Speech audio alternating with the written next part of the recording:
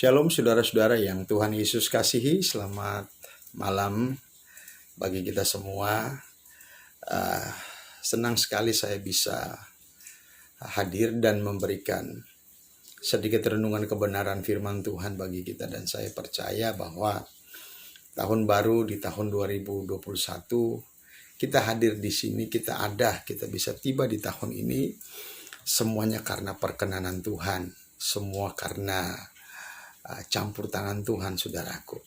Nah, banyak sekali anak-anak Tuhan, banyak sekali saudara-saudara di luar sana yang mereka mungkin merenungkan hidup mereka dan berpikir, apa sih yang akan terjadi di tahun ini? Apa sih yang akan mereka alami di tahun ini? Karena memang kita tahu bahwa tahun ini adalah tahun yang masih menjadi rahasia, masih menjadi misteri bagi kita semua, apalagi kondisi pandemi COVID-19 yang belum ada tanda-tanda berakhir, bahkan semakin melonjak, dan itu akan mengakibatkan banyak sisi dari kehidupan kita bisa terimbas, saudaraku. Tetapi sebagai anak-anak Tuhan, saudara-saudara yang Tuhan Yesus kasih, kita belajar untuk mempercayai kebenaran firman Tuhan. Kita belajar untuk mempercayai Tuhan yang adalah penuntun hidup kita, agar supaya kita jangan salah jalan, saudaraku. Nah, kita hidup semua atas dasar perkataan Tuhan, bukan hidup karena perkataan orang lain, atau bukan hidup karena perkataan seorang peramal atau apapun namanya. Tidak. Anak-anak Tuhan, kita semua hidup itu semua karena perkataan-perkataan firman Tuhan atau perkataan-perkataan Tuhan. Dalam Imamat 26, saudaraku, saya akan berbicara tentang berkat Tuhan. Mari kita fokus kepada Alkitab. Kita fokus kepada apa yang Tuhan katakan bagi kita. Kalau bertanya kepada seseorang, apakah engkau mau diberkati atau engkau mau dikutuk, apakah engkau mendapatkan berkat atau tidak mendapatkan berkat, pasti orang memilih untuk apa? Untuk dia mendapatkan berkat. Nah, untuk mendapatkan berkat kita harus melihat apa yang Alkitab katakan dalam Imamat 26 ayat 1-13. Di situ Tuhan berbicara kepada umat-umat Tuhan pada waktu itu, berbicara melalui hambanya Musa. Dia berbicara tentang bagaimana sih supaya kita mendapatkan berkat Tuhan pada waktu itu. Dia katakan bahwa ada 3 hal. Kalau saudara sempat membaca dalam Imamat 26 ayat 1-13, ada 3 hal yang Tuhan mau sebagai dasar supaya kita diberkati. Yang pertama adalah, jangan kamu membuat berhala bagimu dan patung atau tugu berhala janganlah kamu dirikan bagimu, jangan juga batu berukir janganlah kamu tempatkan di negerimu untuk sujud menyembah kepadanya, sebab akulah Tuhan. Nah, dari perkataan ini kita bisa melihat bahwa yang membuat, yang mengadakan, yang menempatkan berhala adalah kita sendiri. Berhala itu tidak mungkin jalan datang ke kita, tetapi yang membuat hal itu ada, yang membuat hal itu hadir dalam kehidupan kita adalah kita sendiri. Karena kita berkata bahwa yang membuat, yang mengukir, yang menempatkannya. Artinya apa, saudaraku? Ada hal-hal dalam hidup kita yang mungkin tanpa kita sadari bahwa kita sudah menempatkan hal itu melebihi Tuhan. Dan kita merespek hal itu, kita menghormati hal itu, kita menjunjung tinggi hal itu, melebihi respek kita kepada Tuhan, melebihi rasa hormat kita kepada Tuhan. Nah, itu merupakan satu berhala. Saudara boleh melihat dalam hidup saudara, entahkah itu hobi saudara, entahkah itu pekerjaan saudara, ataukah keluarga besar saudara, ataukah keluarga inti saudara. Apapun itu, Tuhan tidak mau untuk kita menaruh itu di posisi yang paling utama dalam hidup kita selain daripada Tuhan. Tuhan mau supaya jangan ada hal-hal yang menghalangi dia menjadi nomor 1 dalam hidup kita. Jadi saudara-saudara yang terkasih dalam Tuhan, ubah cara pandang kita. Wah, di tahun ini hanya Tuhan yang nomor 1. Kita utamakan Tuhan, utamakan apa yang Tuhan mau, utamakan mencari Tuhan. Bukankah Alkitab berkata bahwa carilah dahulu kerajaan Allah dan kebenarannya, maka segala sesuatu akan ditambahkan kepadamu. Mungkin kemarin-kemarin engkau tidak diberkati karena engkau menghadirkan berhala dalam hidupmu, apapun itu. Engkau jadikan dia lebih utama, jadikan dia lebih istimewa, jadikan dia nomor satu, melebihi Tuhan dalam hidupmu. Dan yang kedua adalah, kamu harus memelihara hari-hari Sabatku dan menghormati tempat kudusku. Akulah Tuhan. Nah, perkataan yang kedua ini adalah maksud Tuhan. Supaya apa, saudaraku? Kita menghormati Tuhan. Kita respect kepada Tuhan. Kita menghargai Tuhan. Menghargai waktu kita bersama Tuhan. Menghargai komitmen hari-hari kita bersama Tuhan. Kalau engkau berkata, Tuhan, hari Minggu adalah hari yang istimewa. Hari di mana saya mau jadikan hari itu sebagai hari kemenangan. Saya mau jadikan hari itu di mana saya mau berjumpa dengan Tuhan. Saya mau jadikan hari itu di mana saya mau bertemu dengan Tuhan. Saya mau jadikan hari itu di mana saya mau mempersembahkan sesuatu kepada Tuhan. Nah, jadikan.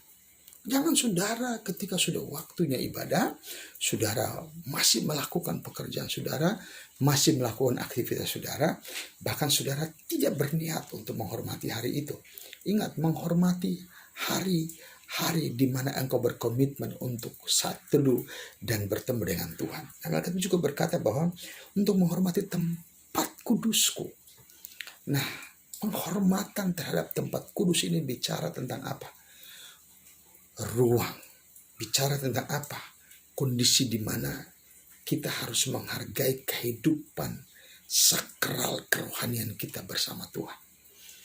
Jangan kita menginjak, jangan kita tidak menghargai kehidupan rohani kita. Kita harus menghargainya, kita harus menghormatinya. Bahkan kalau bisa, kalau ini dikatakan kalau secara nyata juga saudara harus menghargai tempat di mana saudara beribadah.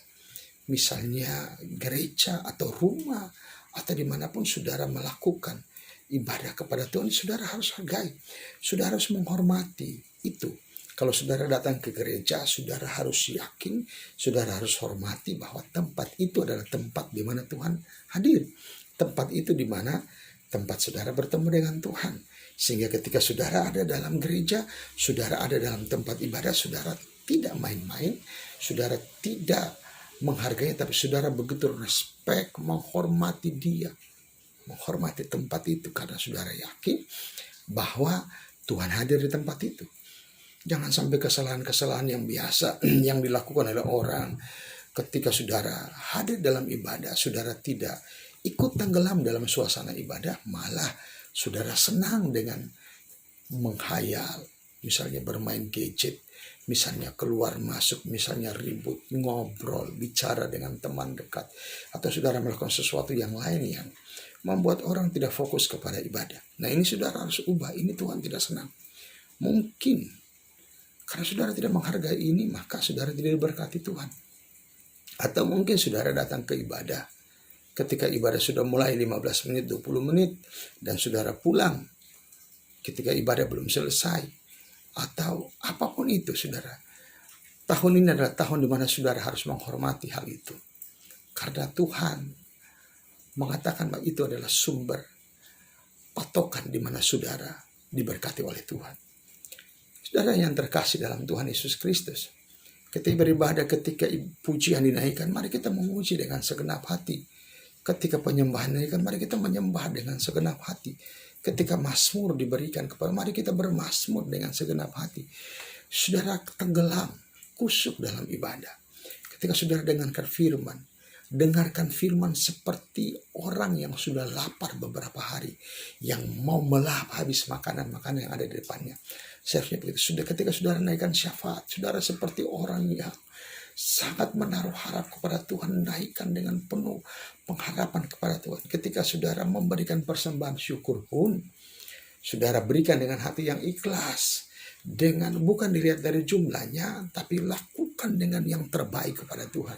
Demikian juga ketika saudara menerima berkat Tuhan, terimalah dengan iman, saudara pulang dengan berkat Tuhan. Hargai waktu-waktumu bersama Tuhan. Itu adalah bagian yang kedua. Dan bagian yang ketiga adalah kita menuruti ketetapan Tuhan. Ayat yang ketiga dikatakan, jikalau kamu hidup menurut ketetapanku dan tetap berpegang pada perintahku dan melakukannya. Menuruti, berpegang, dan melakukannya. Bukan cuma menuruti, tetapi kita harus berpegang kepadanya. Artinya apa? Kondisi hidup kita mungkin tidak baik. Kondisi hidup kita mungkin tidak menyenangkan. Situasi di lingkungan kita tidak menyenangkan. Tetapi tetap pegang firman Tuhan. Tetap yakini firman Tuhan. Tetap percaya firman Tuhan. Sudah harus berpegang kepada firman Tuhan. Yakini dia, berpegang kepadanya. Apapun yang orang katakan tentang tahun ini, saya mau berpegang tentang apa yang firman Tuhan katakan tentang saya di tahun ini. Pegang itu firman Tuhan. Miliki integritas sebagai seorang anak Tuhan. Gejolak apapun, situasi apapun, saudara tetap kokoh berpegang kepada kebenaran firman Tuhan. Yang ketiga adalah melakukan ketetapannya. Bukan cuma kita berpegang, bukan cuma kita mengetahuinya, tetapi Alkitab berkata bahwa kita melakukan firman Tuhan. Ada action. Firman itu berbuah kalau kita melakukannya. Firman itu bisa membawa mujizat kalau kita melakukannya. Untuk itu saudara-saudara yang Tuhan Yesus kasihi, belajar, cobai, usahakan untuk saudara mempraktekkan firman kebenaran dalam kehidupan saudara. Itu adalah kunci berkat yang ketiga. Nah, ada banyak sekali berkat yang Tuhan katakan bahwa aku akan memberikan kamu hujan pada musimnya sehingga tanah itu akan memberikan hasil. Pohon-pohon di ladang akan memberikan buahnya. Lamanya musim mengirik bagimu akan sampai kepada musim memetik buah anggur. Lamanya musim memetik buah anggur akan sampai kepada musim menabur. Kamu akan makan makananmu sampai kenyang dan diam di negerimu dengan aman. Wow! Saudara-saudara terkasih, ini firman yang luar biasa. Kalau kita berkata bahwa lamanya musim mengirik akan sampai kepada musim memetik. Jadi kita sementara mengiriknya, kita sudah mulai memetik lagi. Lamanya musim memetik buah anggur akan sampai kepada musim menabur. Artinya apa? Kita sementara memanen, kita akan terus panen, kita akan terus menuai berkat Tuhan sampai kita sementara menuai, kita sudah bisa menabur lagi. Ini adalah berkat yang luar biasa. Ada orang menuai dulu, tunggu lama sekali dia tunggu musim yang baik, baru dia menabur. Enggak. Alkitab berkata bahwa kita akan menuai. Dan sementara menuai kita akan menabur. Apapun yang saudara usahakan, apapun yang saudara kerjakan, yakin ada pelipat gandaan di tahun ini. Jikalau saudara melakukan kebenaran firman Tuhan. Dia juga mengatakan bahwa aku akan memberikan kamu damai sejahtera di negeri ini. Wah, luar biasa. Berkat damai sejahtera. Saudara, apa artinya banyak uang? Apa artinya banyak materi kalau tidak ada damai? Nah, itu berkat yang Tuhan janjikan kalau kita melakukan 3 hal tadi, saudara. Demikian juga dikatakan bahwa kamu akan makan hasil lama dari panen yang lampau, dan hasil lama itu akan kamu keluarkan untuk penyimpan yang baru. Kita sementara menikmati apa yang Tuhan berikan bagi kita beberapa waktu yang lalu, tetapi yang baru sudah datang, kata firman Tuhan. Artinya saudara, ada pelipat gandaan dalam usaha, ada pelipat gandaan dalam apapun yang kita kerjakan, apapun yang kita lakukan dengan tangan kita. Ada pelipat gandaan, dan yakin saudaraku, apapun yang orang katakan tentang tahun ini, tapi saudara harus percaya apa yang Tuhan katakan tentang tahun ini kepada kita. Demikian juga aku akan menempatkan kemah suciku di tengah-tengah kamu. Aku akan hadir di tengah-tengah kamu. Ini luar biasa. Apa artinya hidup ini tanpa kehadiran Tuhan? Ketika kita melakukan 3 hal tadi, maka berkat yang berikut adalah Tuhan akan hadir. Dia mengatakan, aku akan hadir, aku akan memalingkan wajahku kepadamu, dan aku akan hadir di tengah-tengahmu, aku akan taruh kemah. Tuhan berkata dia akan memalingkan wajah, saudaraku. Tanda daripada memalingkan wajah, apa artinya? Tuhan akan memperhatikan kita, menjaga kita, menaungi kita, melindungi dia. Dari wajahnya yang penuh kasih, ada pancaran kasih yang keluar. Dari tatapan matanya, dari hembusan nafas Tuhan, itu adalah roh yang memberikan kekuatan. Ketika Tuhan memalingkan wajah kepada kita, maka kita akan dipenuhi kemuliaan Tuhan. Saudara-saudara yang Tuhan Yesus kasih, 3 berkat tadi, jangan Anda ilah lain atau jangan ada berhala. Jadikan Tuhan nomor satu. Yang kedua adalah saudara, kita menghormati waktu-waktu kita bersama Tuhan. Menghormati tempat kudus Tuhan. Yang ketiga adalah kita berpegang, melakukan dan menuruti semua kata-kata Tuhan. Biar firman ini memberkati kita semua. Dimanapun berada, tetap semangat. Tuhan Yesus memberkati kita semua. Haleluya, haleluya.